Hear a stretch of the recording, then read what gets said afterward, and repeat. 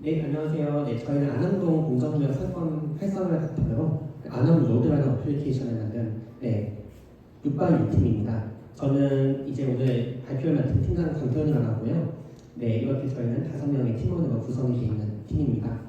여러분들이 해커톤 발표에서도 이미 들으셨을 법한 내용들은 조금 빨리빨리 넘어가도록 하고요. 그 다음에 저희가 개발했던 소프트웨어 소개라든지 그런 부분들을 좀 중점적으로 좀 진행해보면 좋지 않을까 이렇게 생각이 됩니다. 네, 그래서 저희의 프로젝트 주제는 일단 성북구 안암동의 거주민하고 고려대학교 학생이 안암 사건과 공정무역 정보를 좀 더 손쉽고 효과적으로 파악해서 더욱 많이 이용할 수 있는 방법이라고 생각해 주시면 좋을 것 같고요. 저희가 프로젝트를 기획하게 된 배경은 다음과 같습니다. 우선은 안암 사건의 매력도가 굉장히 저하가 되어 있는 상황이라고 볼 수 있습니다. 그 부분은 이제 제가 후순할 건데요. 그 다음에 공정무역에 대한 인식 제공 필요성, 그리고 상권 침체와 공정무역 인식 부족의 두 가지 문제를 해결하는 것, 그리고 지속가능 발전에 기여하는 것을 저희 프로젝트 기획 배경으로 설명을 드릴 수 있을 것 같습니다. 네. 저 안암 사건이 이제 왜 이렇게 매력도가 낮냐라는 질문을 이제 좀 들어가게 되면은 우선 교통이 굉장히 불편하다는 문제가 있습니다. 우선 대중교통과 같은 경우에는 6호선이 전부고 나머지는 버스가 전부여서 상권 이용자가 굉장히 한정적이라는 문제가 있습니다. 또 자가용의 경우에는 저도 자가용을 몰고 다니고 실제로 이용하는 사람이지만 고려대학교 주차장도 요새 굉장히 혼잡한 편에 속합니다. 그래서 실제로 예전에 인터뷰를 보면은 하나스퀘어 지하 주차장은 739대 중 615대로 83.2%의 비교적 높은 이용률을 보였다라는 얘기도 들어가 있습니다. 마지막으로 건물 구조상 1층에 가게를 내기가 굉장히 어렵기 때문에 골목 상권이 들어서기는 좀 어렵다라는 문제도 있을 수가 있겠죠. 네. 다른 곳을 한번 비교해봤습니다. 여러분들이 잘 아실 법한 SNS인 인스타그램에서 성수동과 익선동을 조회해본 결과입니다. 각각 콘텐츠가 47.7만, 42.3만이 생성되어 있는 걸 볼 수 있는데 안암동은 창피하게도 1000개 이상입니다. 네, 이렇게 우리가 고유한 건축물과 골목길의 특색을 살린 서울의 힙한 동네들처럼 우리 안암동도 이렇게 힙한 동네가 될 수 있으면 어떨까라는 생각도 제가 좀 해보게 됐습니다. 제가 조회해본 데이터 중에서 좀 유의했던 데이터는 이 지하철 데이터인 것 같아요. 지하철 데이터 분석해본 결과 2023년 2월, 3월, 즉 방학하는 기간 그리고 개강한 이후의 기간을 좀 비교를 해보면 안암역의 그 지하철 이용률이 굉장히 다른 역들과는 비교해서 차이가 많이 나는 것을 보실 수가 있어요. 그래서 주중과 학기 중에만 상권 이용률이 높고 방학 때는 인구가 유출된다는 것, 그리고 유동인구가 20대에 몰려있고 대학 상권에 비해서는 조금 유동인구가 적다. 그리고 대학생들마저 대형 상권이 성수동, 건대 이런 쪽으로 유출이 많이 된다는 것도 아실 수가 있겠죠. 네, 그래서 저희가 공정무역 제품 가격이 굉장히 부족하다는 것도 이 프로젝트에서 문제점으로 좀 생각해 보게 됐고요. 그리고 어느 업체에 무엇을 팔고 있는지 알 수 있는 플랫폼도 사실 존재하지 않습니다. 그래서 그런 플랫폼을 한번 만들어 보는 것도 저희가 계획해보게 됐고요. 또 공정무역 제품이 비싸다든지 실질적인 해결책이 되지 않는다든지 그런 부정확한 정보들도 있어서 좀 올바른 정보들을 좀 제공해보면 어떨까 이런 생각도 하게 됐습니다. 네, 그래서 저희는 안암 사건 침체와 더불어서 공정무역 소비 부진 문제를 해결할 수 있는 플랫폼인 안암로드에 대해서 오늘 발표할 예정입니다. 대표적인 선행용으로 고파스의 소포가 있습니다. 실제로 저희가 고파스의 소포 담당자도 논의를 진행했었는데요. 우선 소포를 보시면 아시겠지만 카테고리가 세분화되어 있지 않고 지도를 사용하지 않아서 위치를 굉장히 알기가 까다롭습니다. 그리고 SNS의 피드 형식으로 인해서 직관성이 떨어진다는 문제도 가지고 있고요. 또 하나의 예시로 공정무역을 디스플레이 해주는 어플리케이션이 없는 것은 아닙니다. 실제로 Fair Trade Finder라는 어플리케이션이 있긴 하지만은 애플리케이션 사용 유도 전략이 부족한 등 다양한 문제들이 있습니다.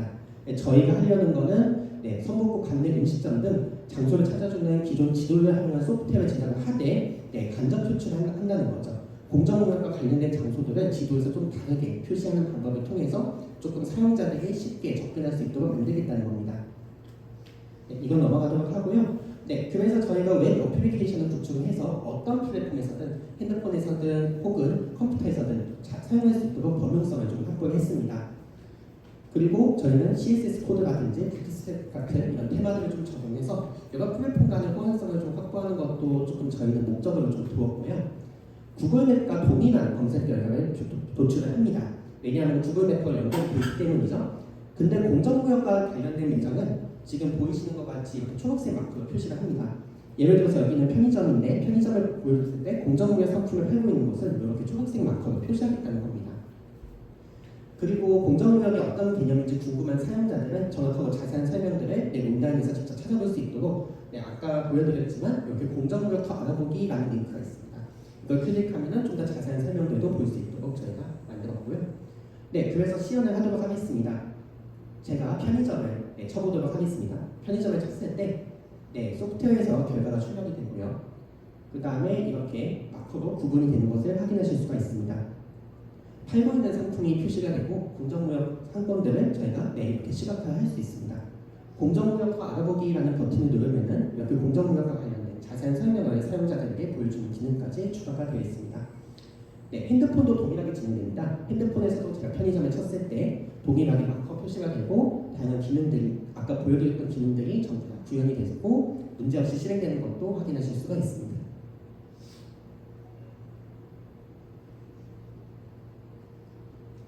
그래서 저희는 사실은 이 플랫폼을 실제로 공정무역 상권에서 상용화시키고 정말로 서비스를 만들 수 있으면 좋겠지만은 제한된 예산, 제한된 환경에서 이런 부분들을 전부 다 수행하기에는 어려움이 있었습니다.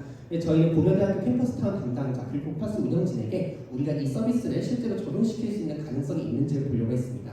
그 결과 고려대학교 캠퍼스타운에서는 안암동 상권 및 고유복 활성화와 관련해서 안암동이 앓고 있는 문제들을 도움이 될 것을 판단한다는 회신을 받게 됐고요. 저희는 상권 활성화를 위한 정보 제공으로 추후 방향성을 정리해가지고 활성화를 추진할 예정입니다. 고파스 기획 담당자에게는 직접 이 안암로드의 서비스를 소프트웨어에다가 추가할 수 있다는 내용을 확인을 받았고요. 저희는 여기서는 모르겠다라고 좀 답변을 하긴 했는데 저희 전화로 좀 통화를 하면서 공정무역 소비 문제 해결과 관련해서는 가능성을 확인을 받은 상황이고 고파스 박동찬 대표랑 커뮤니티 내에다가 해당 기능을 추가하는 내용에 대해서 논의를 하고 있습니다. 그래서 저희는 오늘 설명드린 것처럼 호환성이 확보되는 웹 기반의 소프트웨어 프로토타입을 제작을 했고요. 소개 및 시연을 마쳤습니다. 서비스 운영자 캠퍼스타운 사업단으로부터 고파스 서비스 적용에 대한 문의를 받았고 그리고 상용화 가능성을 검증받는 성과를 얻었고 프로젝트 활성화를 추진할 예정입니다. 오늘 성과 발표는 이렇게 마치도록 하겠습니다. 감사합니다.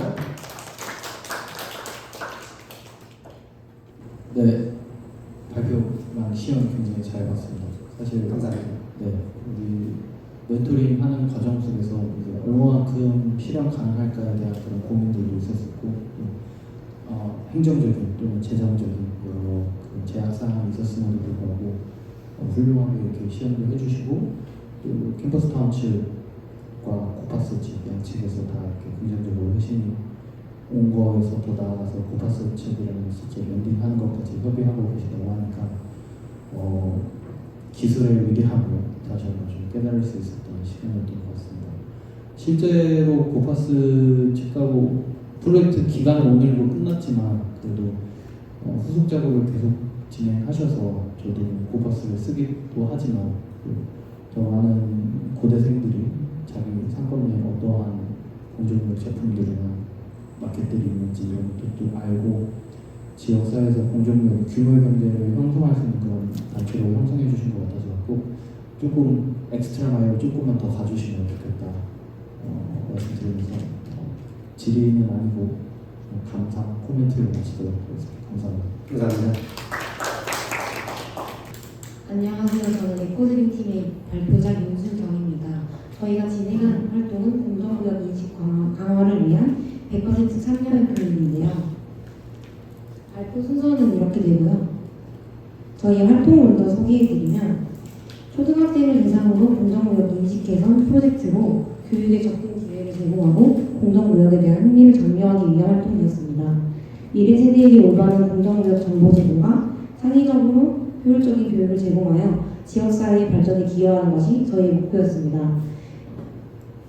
지속가능 개발과 관련하여 SDG 12호 목표, 지속가능한 생산과 소비를 주로 하여서 4번 모두를 위한 양질의 교육을 결합한 프로젝트였습니다.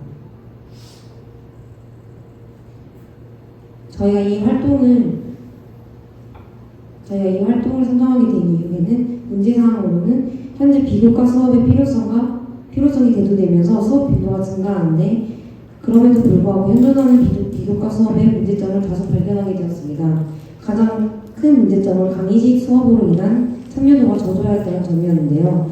또한 젊은 층의 세계 시민 인식도 부족하다는 점을 알 수 있었습니다. 그래서 저희가 제안한 해결 방법은 찾아가는 공동무역 교실을 운영하는 것이었습니다. 저희는 총 케이센터 5곳, 초등학교 2클래스를 방문하여 학생들에게 공동무역 교육을 실시하였습니다. 총 1교시와 2교시를 진행하였는데요. 1교시에는 찾아가는 공동무역 교실이라고 공동무역 여행을 테마로 하여 직접 학생들에게 손으로 그림을 그려보기도 하고 또 영상을 시청하기도 하면서 공동무역에 대한 개념을 알 수 있도록 하였고, 마지막 교원 1교시 마무리에는 퀴즈를 풀며 상품을 주는 방식을 택해서 아이들에게 참여도를 높일 수 있었습니다. 이건 저희가 직접 찾아가는 공동무역 교실에서 활동한 저희들의 사진이고요. 1교시는 이렇게 마무리가 되었고, 그럼 2교시에는 저희가 직접 만든 공동무역 보드게임으로 공동무역에 대한 인식을 높일 수 있는 활동을 준비하였습니다. 공동무역 게임 속에서는 퀴즈를 풀게 되는데, 그 퀴즈를 풀면서 공동무역의 1교시에서 했던 공동무역에 대한 내용들을 재확인할 수 있는 테마를 갖추게 되었고, 또한 수업 시간이 40분을 고려해서 공동무역의 보드게임이 40분 안에 끝내는 걸로 해서 많은 참여도를 이끌 수 있었습니다. 또한 세 번째로 해결 방법으로는 공동무역을 초등학생 대상이 아닌 또 대학생 또 그 이상의 성인들을 대상으로 공동무역 퀴즈 챌린지를 진행하였습니다. 공동무역 퀴즈 챌린지에는 저희 에코드림 팀원을 소개하는 QR코드와 공동무역 교육 활동에 대한 생생한 후기들을 들려주었고, 또 누구나 참여 가능한 공동무역 퀴즈를 배포함으로써 참여를 유도하였고, 또한 공동무역 네컷 만화를 제작하여 그것을 배포하였습니다. 또한 에코드림 홈페이지 링크를 첨부하여 저희의 활동을 지속적으로 볼 수 있도록 설정하였습니다. 저희가 직접 의뢰해서 만든 공동무역 웹툰인데요. 공동무역의 대표적인 상품이 워드 캐릭터를 주제로 하여 공동무역이 노동자의 권리를 보호한다는 점과 또 소비를 촉진시키기 위한 내용을 담았습니다. 이것은 저희가 만든 공동무역 퀴즈의 일부분인데요. 공동무역이란 무엇인지, 공동무역의 제도도 무엇인지, 공동무역 제도의 목적은 무엇인지, 또 공동무역 제품은 어떤 인증을 받는지 이런 것들을 퀴즈를 내어 마친 사람들에게 상품을 제공하는 활동을 하였습니다. 저희의 주요 성과라고 할 수 있는 점은 120명 학생을 대상으로 교육을 진행하였고, 만족도 조사를 받았을 때 5점 만점에 4.5점이라는 높은 수치를 기록할 수 있었습니다. 현장에 갔을 때 학생들도 굉장히 좋은 반응을 보여줬었고, 저 또한 더 계속해서 지속적으로 참여하고 싶을 만큼 저는 교육에 대한 효과가 되게 좋았다고 생각합니다. 또한 공동무역 네컷 만화를 제작하여 배포함으로써 무작위 대상의 사람들에게도 교육을 진행할 수 있었다는 점이 저희의 성과라고 생각하고, 또 공동무역 보드게임을 제작함으로써 다른 교육과는 차별점이 있는 참여형 유도 교육을 실시했다고 생각합니다. 또한 공동무역 퀴즈 제작을 하고 상품 발송을 함으로써 공동무역에 대해서 관심 있던 사람들의 참여를 유도할 수 있었습니다. 하지만 저희에게도 한계점이 있었는데요. 일정이나 인원이 변경됨으로써 조금 더 많은 학생들을 수용하지 못했던 점이 조금 아쉬운 점이었고, 또 모든 학생들의 만족도 조사를 받지 못한 점, 그 다음에 공동무역 보드게임이 한정된 예산이기 때문에 직접 제작을 했어야 했다는 점은 조금 아쉬운 점으로 남았지만, 그럼에도 불구하고 공정무역에 대한 학생들의 인식을 높이고 그랬던 점에서는 의미 있었다고 생각합니다. 저희는 예산을 거의 97.8%로 거의 다 썼고요. 굉장히 많은 활동들을 이렇게 기획할 수 있게 해주신 점에 대해서 되게 감사드립니다. 네, 여기까지 발표를 마치겠습니다. 감사합니다.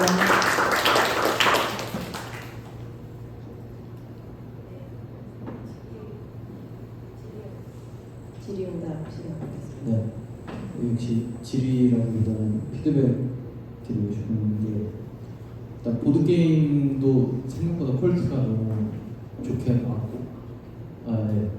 그리고 저도 좀 해보고 싶을 정도로 그 보자로 나도 저거 한번 활용해보면 재밌겠다 싶을 정도로 PPT도 이제 아이들 눈높이에 맞춰 알록달록하고 캐릭터로 귀엽게 웹툰까지 그려갖고 하시면서 되게 놀랐고, 사실 우리 프로젝트 기간이 되게 짧았는데도 굉장히 긴 이런 양질 프로젝트를 뽑아낼 수 있었던 점이, 제가 생각했을 때 에코드림 팀 같은 경우는 운사 유엔학생협회라는 하나의 그 단체 안에서 이미 서로 어느 정도 교류가 있는 상태에서 진행되다 보니까 업무 분장도 보다 명확하게 좀 이루어지고 각자의 역할을 다 충실히 수행할 수 있었던 점이 다른 두 팀과의 차별성이었던 것 같은데, 그 하나의 동아리에서 같이 활동하는 멤버들이라는 그 차별성을 가지고 이번 활동은 오늘 끝났지만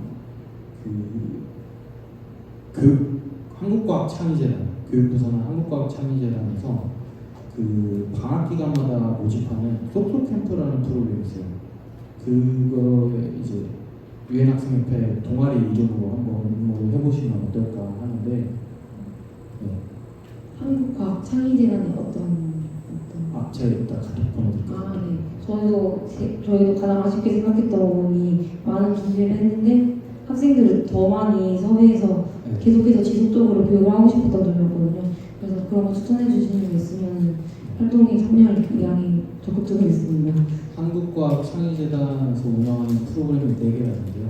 하나는 이름이 다 달라요. 알락달락, 뭐 속속캠프, 뭐 이런 4글자로 뭐 함성소리 이런 식으로 4개가 있는데, 하나는 학기 중 주중, 하나는 학기 중 주말, 하나는 방학 중 뭐 일주일 뭐 이런 식으로 하고, 교육봉사 시간도 교육부에서 지급이 되고, 그리고 예산도 팀당 200만 원 정도씩 지급이 되고, 그리고 무엇보다 그 교육할 대상 학교까지 어레인지를 그쪽에서 해줘요. 그리고 그쪽 학교에서도 선생님, 교사 한 분 선정이 되었고 코디네이팅 팀이 도와주시고, 그래서 그 한국과학창의재단 프로그램하고 연결이 아래 유엔학생협회 차원에서 좀 됐으면 좋겠다라는 생각이 첫 번째로 들었고, 그리고 거기서 2년인가 정도 그 지속적으로 이 한국과학창의재단의 교육기부 사업에 참여하면은 교육부에서 교육기부 인증 동아리라는 그런 인증서가 나와요. 그렇게 되면은 아예 고정적으로 거기에서 예산도 지원받으실 수가 있고, 그리고 교육부 홈페이지에 등재가 돼갖고 이 유엔학생협회에 대한 홍보도 같이 이루어질 수가 있어서 요거 관련해서는 뭐 끝나고 말씀을 더 나누시든지, 아니면 유학협회장님 통해갖고 아예 본사 전체 그 프로젝트를 확장을 해도 저희들이 이미 양질의 콘텐츠 개발하셨으니까 좋겠다 그런 생각이 듭니다. 감사합니다. 네, 고생 많으셨습니다. 오늘 저희의 성과 발표는 다음과 같은 순서로 진행되겠습니다. 첫 번째는 프로젝트를 다시 한번 소개해드리고, 구성원의 역할을 다시 한번 소개해드리고, 프로젝트 진행 과정과 결과에 대해서 말씀드리겠습니다. 먼저 프로젝트 소개로, 저희의 프로젝트는 한 문장으로 공정무역 다문화 동화책 제작 프로젝트였는데요. 남부 아프리카 지역학을 전공하는 정지현 팀장, 그리고 영어 스페인어를 하는 오세윤 팀원, 그리고 중국어 말레이 인도네시아를 하는 저와, 그리고 독일어 일본어를 하는 유영호 팀원, 이렇게 한국외국어대학교에서 국제학문 외국어를 전공하는 외전공 팀원들이 많아서 언어와 다문화 그리고 공정무역을 결합시킬 수 있는 것이 무엇일까 고민해서 저희 프로젝트가 출발했습니다. 이에 대해 다문화의 대학생들, 지역사회, 어린이들이 서로 연결될 수 있는 공정무역 다문화 동화책 제작 프로젝트를 저희의 솔루션으로 제시했는데요. 저희의 공정무역 다문화 동화책 제작 프로젝트는 영어, 마이너, 중국어, 베트남어, 태국어, 스페인어, 독일어, 러시아어, 스와힐리어, 몽골어 총 10개 언어로 한국 전래 동화를 각색하여 공정무역 동화책을 제작하는 프로젝트였습니다. 제작 완료 후 관내 지역 아동센터와 공정무역센터 등에 비치할 계획이고요. 외국인 유학생과 각 언어 전공 대학생을 모집하여 이러한 자원봉사자와 여성공 팀원들이 원고 작성과 번역, 녹음, 일러스트레이트 작업을 수행하고 후에 다문화 가정 아이들을 비롯한 관내 모든 이들을 대상으로 비치할 계획입니다. 저희가 이러한 동화책을 펴냄으로써 목표했던 부분 세 가지는 바로 다문화 가정 아이들이 겪고 있는 교육격차 해소, 문화적 정체성 확립과 사회 구성원 다수의 공정무역 인식 제고, 그리고 동화책 제작 참여자들의 타 언어 그리고 문화에 대한 인식 제고였습니다.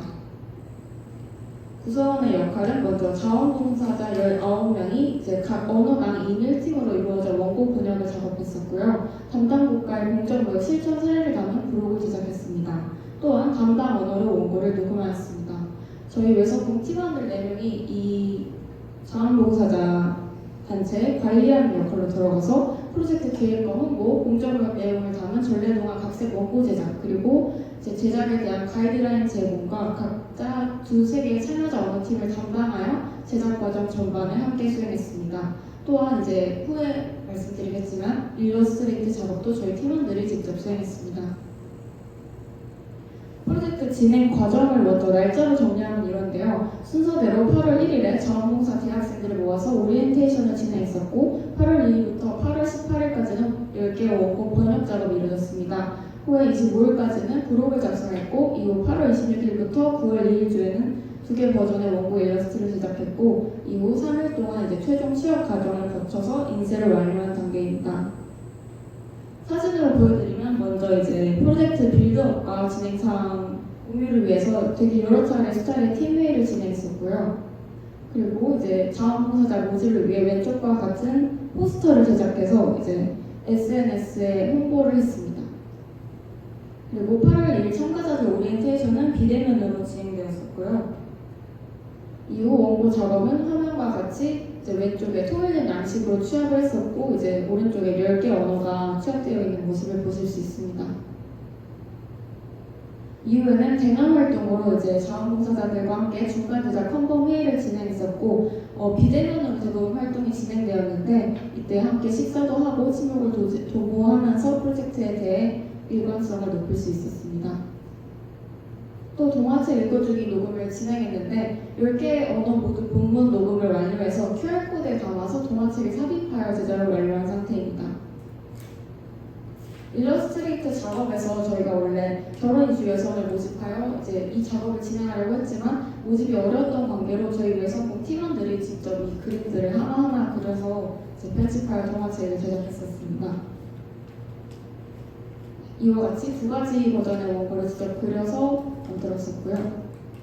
그래서 이제 화면과 같이 총 10개의 언어로 각 언어당 5권으로 총 50권을 인쇄를 했고 이제 제목을 보시면 콩지팥지만 스와힐리어로 진행이 되었는데 위에 이제 스와힐리어로 있는 콩지팥지 그리고 아래 스와힐리어로 콩지팥지가 써져 있고 풍부와 넓고 이렇게 진행되었습니다. 저희 지금 인쇄되어 있는 게 이렇게 나와 있는데 저희 테이블에도 있으니까 이따가 발표 끝나고 궁금하신 분은 보시면 되겠습니다. 프로젝트 결과로 이렇게 동화책이 먼저 나왔고요. 가시적인 성과는 이런 게 있고 이제 동화책의 구성은 이제 머릿말, 제작자 소개, 그리고 본문과 부록으로 이루어져 있습니다. 이제 이후에 저희가 KPI를 먼저 소개했던 것과 같이 설문조사를 진행했었는데요. 참여해주신 자원봉사자들께 구글 폼을 돌려서 프로젝트에 참여하기 전으로 변화된 참여자들의 다문화, 공정무역에 대한 인식도를 조사하고자 했습니다. 몇 가지 질문들이 있었는데 이제 이 프로젝트에 참여하기 전과 후 귀할 공정무역에 대한 지식 수준을 어떻게 평가하시겠습니까? 와 같은 평가 문안에 이제 가시적으로 그래프를 보셨을 때 프로젝트 참여 전과 후에 유의미한 변화가 있었던 걸 알 수 있고요. 또한 이제 프로젝트 참여 전과 후 공정무역 실천 정도를 비교했을 때도 프로젝트 참여 후 더 1부터 5까지의 스케일에 더 높은 결과가 많이 나왔었습니다. 또한 이 프로젝트에 참여하고 나서 앞으로 공정무역을 실천할 것이다 라는 문항에는 이제 대부분 4와 5 가장 그럴 것이다 라는 답변을 선택해 주셨고요. 또 프로젝트에 참여하고 나서 세계 시민임을 인식하고 책임감을 갖게 되었다. 그리고 성북구에 다문화 가정 아이들이 많다는 것을 알게 되었다. 또 나는 다른 문화와 언어에 대한 관심이 생겼다와 같은 문항에 유의미한 변화가 있었던 것을 확인할 수 있었습니다. 더불어 이제 참여된 동화책이 발간될 경우 대부분의 자원봉사자께서 성북구의 다문화 가정 아이들의 공정무역 인식에 도움될 것이라고 말씀해 주셨고요. 이제 다음은 주관식 문항이었는데 이 프로젝트를 통해 얻은 공정무역에 관한 정보나 지식 중 어떤 것이 가장 유용하셨습니까? 라는 질문에 이제 공정무역에 대해 민간인과 정부 차원의 노력을 알 수 있었던 점이 좋았고, 공정무역에 대한 국가별 인식 및 분위기 차이를 알 수 있었고, 공정무역의 상품과 참여하는 나라에 대한 지식이 유용했고, 공정무역을 통해 유통기한 제품들에 부여되는 공정무역 마크를 부여하게 되었다는 점이 유용했습니다. 와 같은 답변을 얻을 수 있었습니다. 추가로 프로젝트에 대한 지원에 대해서는 조금 더 장기적인 프로젝트를 원하시는 분들이 있었고, 또 홍보나 SNS 활용 과정에서 더 다양한 방안을 제시해 주신 분도 계셨습니다. 또한 이제 번역 검수 과정이 부재했던 거를 지적해 주신 분도 계셨고, 앞으로 동화책이 어떻게 활용되고 있는지도 알 수 있었으면 좋겠다고 말씀해 주셨습니다. 저희 이제 팀원들의 소감이었고요. 네, 이상으로 저희 성과 발표를 마치겠습니다. 감사합니다. 네, 발표 감사합니다. 질의응답 시간 갖겠습니다.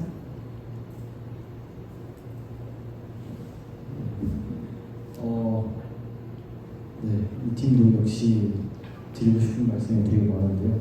일단 10개 국어로 이렇게 컨텐츠를 잘 개발해 주셔서 너무 고생 많으셨다. 일러까지 직접 다 손수 그리셨다는 게 근데 생각보다 너무 잘 그리셨는데 한국적인 느낌도 있고요. 일단 저 역시도 프로젝트가 오늘이 아니라 뒤에까지 더 이어졌으면 좋겠다는 생각이 드는데 저번 1차 멘토링 때 제가 들었던 얘기 중 하나가 북스 인터내셔널이라는 단체를 제가 소개드렸었는데 혹시 컨택 해보셨나요? 아, 네. 이 이후에 한번 해왔으면 좋겠다는 생각이 들어요. 그래서 일단 첫 번째로는 그 얘기가 없어서 여러분들이 혹시 괜찮으시면 아예 동아리를 하나 만드시면 어떨까에 대해 그래서 만들면 그 국제공정무역기구 한국사무소가 해외에 있거든요. 거기에서 공정무역 동아리 인증을 해줘요. 그 인증을 받아서 거기에서 예산도 좀 지원받고 해서 이 활동이 꼭 여러분이 아니더라도 여러분 후배 기수도 뽑아서 계속 이어질 수 있었으면 좋겠다는 첫 번째 생각이었고, 그리고 두 번째로는 앞서서 그 북스 인터내셔널 같은 경우에는 개발도상국에 있는 아이들을 위한 그 동화책 이런 걸 만들어서 이제 보내는 그런 캠페인을 하는 단체거든요. 그래서 이게 한국인 입장에서는 한국에 있는 다문화가정 이런 한국어를 가르쳐주는 자료로 쓸 수 있지만 개발도상국 아이들한테 한국어를 가르치는 건 저는 되게 무의미하다고 생각을 하는데, 근데 어찌됐건 개발도상국에는 아동용 콘텐츠와 성인용 콘텐츠가 이렇게 따로 구분되어 있지 않아요. 예컨대 제가 7년 동안 프로젝트했던 라오스 같은 경우도 아동용 뭐 동요라든지 아동용 뭐 뽀로로 뭐 이런 게 있는 게 아니라 애들도 그냥 부모님이랑 같이 드라마에서 뭐 사랑과 전쟁 같은 그런 거 그냥 아이들도 같이 보거든요. 아이들을 위한 동화 콘텐츠가 일단 그 10개 나라 언어로 만들어진 거잖아요. 그래서 이게 뭐 한국어 교재로 쓰이건 말건 그걸 떠나서 일단 개발도상국의 아이들용 콘텐츠로 개발했다는 점에서 북스 인터넷을 통해서 개발도상국 아이들한테 이걸 더 찍어내서 보내주는 것도 굉장히 큰 의미가 있겠다는 생각이 들었고, 또 한 가지는 이제 월드 프렌즈 코리아 봉사단에 대해서 여대생들이니까 특히 더 잘 아실 것 같은데 이제 포이카가 주축이 돼갖고 방학마다 이렇게 개독 대학생들 막 20명, 30명씩 보는 봉사단이 있는데 거기서 항상 뭐 교과서, 뭐 책가방, 뭐 학용품, 뭐 아니면 생필품 이런 거 수업 받아서 들고 가거든요. 근데 이런 콘텐츠도 같이 할 수 있으면 어차피 그 친구들 하는 활동 중에 교육봉사 프로그램이 있거든요. 그 교보제를 이걸 활용할 수 있게끔 그쪽이랑도 제가 컨택을 시켜드리고 싶다는 생각이 들었고, 그리고 또 한 가지는 이 10개국 대사관들하고 좀 협업을 해서 대사관을 통해서 이렇게 뭐 한국 몽골 수교 몇십 주년 뭐 이런 거 할 때 이런 미래 세대 간의 교류 이런 그런 걸 위한 콘텐츠를 이런 걸 소개해도 되게 좋겠다는 생각도 들고, 그리고 한 가지 더 드는 생각은 이제 뭐 고려대학교에 있는 한국어학당, 뭐 연세어학당 뭐 이런 대학마다 어학당들에 있는 학생들 중에 보면은 그 이주 여성분들이라든지 그런 자녀를 둔 그런 부모님들이 있거든요. 그래서 그런 어학당 팀들의 이 콘텐츠를 쉐어하는 것도 되게 의미가 있겠다 그런 생각도 들더라고요. 그래서 일단 첫 번째로 드리고 싶은 말씀은 동아리를 한번 만들어 보셔라.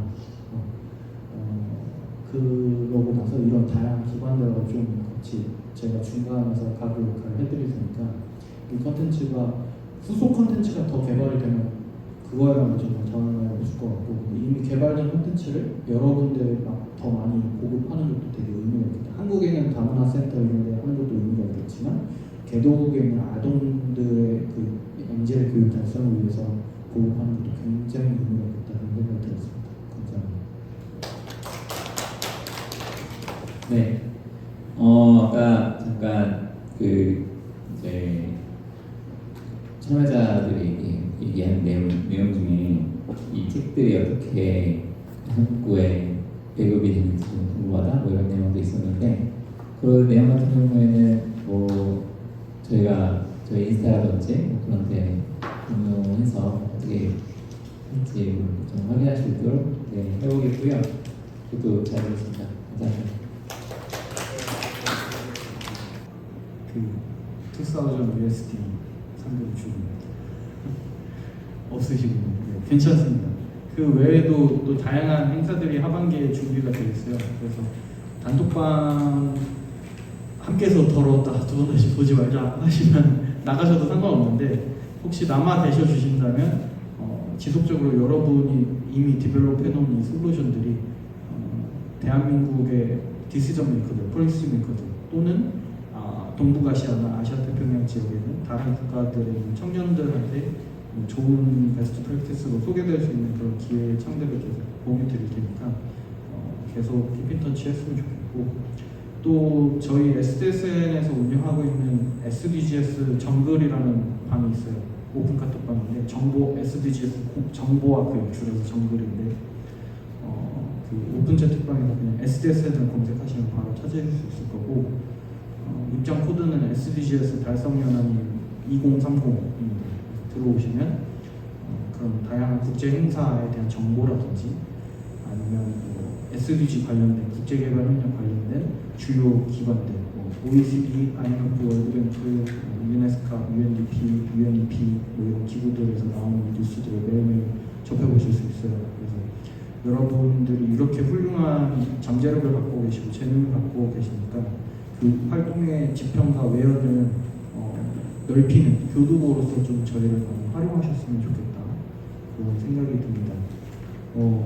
정말 이 단발성으로 끝나기 너무 아쉬운 양질의 컨텐츠들을 개발해 주셔서 너무 감사드리고요.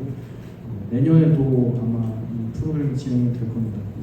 여러분들은 저나 우리 김현규 센터장님이나 아니면 우리 유지 팀장님이나 성북구로 계신 공무원분들은 늘 여기에 있지만 여러분들은 이제 학기가 지나고 학년이 올라가면서 사회로 나가시고 하면서 SDG를 잊으시는 분들이 계실 수도 있고 또 SDG 관련된 진로로 계속 진출을 해서 국제기구에 가신다든지 기업 ESG 부서에 가신다든지 NGO에 가신다든지 다양한 진로를 앞으로 선택하게 되실 텐데 젊은 날에 한때 추억을 SDG를 기억을 해주시고 가끔씩 뭐 6개월에 한 번, 1년에 한 번씩은 가슴 한켠에 이렇게 숨겨져 있는 SDG를 한 번씩 이렇게 펴보시고 지속 가능을 좀 이런 것도 해봐야지 저런 것도 해봐야지 좀 그런 기억을 앞으로 남은 생애 동안 가져가 주시고 진로에 특히 이쪽을 진로로서 관심이 있으시면 저희랑 앞으로도 계속 밀접한 소통 관계를 가져갔으면 좋겠습니다.